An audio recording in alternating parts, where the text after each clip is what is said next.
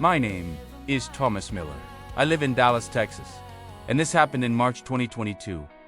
I want to share with you a testimony that shows the power of prayer and the faithfulness of God. For years, my wife and I struggled to have our first child. We prayed, we waited, and finally, God blessed us with a baby boy. He was our miracle, our joy, and our answered prayer. When my son turned 2 years old, I noticed something unusual. There was a swelling in his belly button. At first, I thought it was nothing serious, but we took him to the doctor. The doctor examined him carefully and said that surgery was necessary. I was shocked. My heart sank. The thought of my little boy going through surgery was unbearable. Still, I scheduled the procedure because I wanted to do what was best for him. But deep inside, I was not at peace. 2 weeks before the surgery, I began to pray every single day. I cried out to God, asking Him to heal my son. I believed that the same God who gave us this child could also restore his health.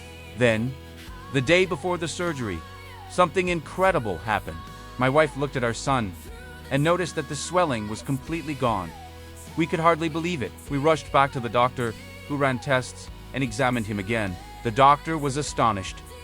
He said, "The lump has disappeared completely. There was no need for surgery." He could not explain it, but I knew exactly what had happened. God had answered our prayers.